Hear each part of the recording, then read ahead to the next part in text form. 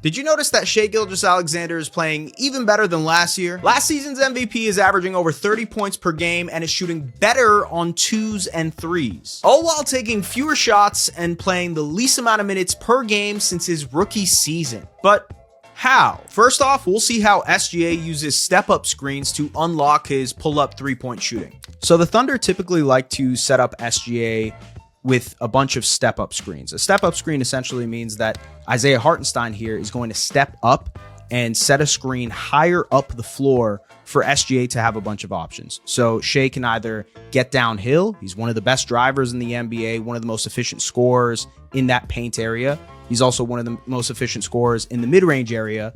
And so this gives him a bunch of options to attack the bigger defender, which is Donovan Clingan. And so now we see Shai is able to, instead of being able to get downhill, use his three-point shooting ability, his newfound three-point shooting ability, to really become a triple threat. Teams can't give him this much space anymore as Clingan drops deeper into the paint, and now he has the opportunity to just settle into these pull-up three-point shots. So Shai's new three-point success forces teams to have to pick him up higher, but that also creates even more driving opportunities. So because of the three-point shooting threat, Jaden McDaniels is picking up Shai at half court.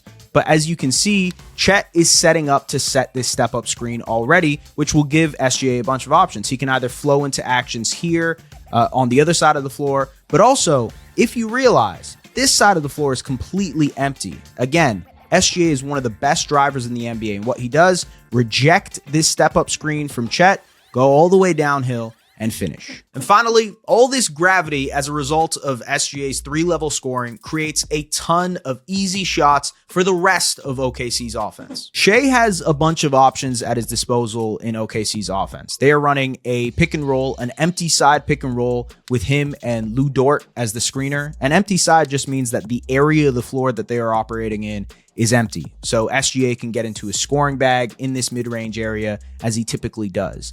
So that's option number one. It's for SGA to score this basketball when he gets downhill. Option number two is for him to hit the roller, which is Lou Dort here, popping out to the three-point line. Lou has improved as a three-point shooter, and so him popping out and doing this is a viable option for the Thunder offense. And as SGA continues to get downhill, Royce O'Neal will have to step up to stop this driving opportunity and this layup. And as you see, all of the eyes on Phoenix's defense are squared in on what SGA is about to do. Everybody is watching the ball, and that creates a lot of opportunities off the ball. So as you see, this weak side defender here has to choose between guarding Cason Wallace in the corner or Isaiah Joe in the 45 extended area. And it gives an opportunity for Jalen Williams to cut to the basket. So there's three opportunities here for SGA to make a play. He can either hit the rolling J-Dub, or he can give this pass out to Isaiah Joe in the 45 extended area, or he can wrap this pass around to Cason Wallace for the three.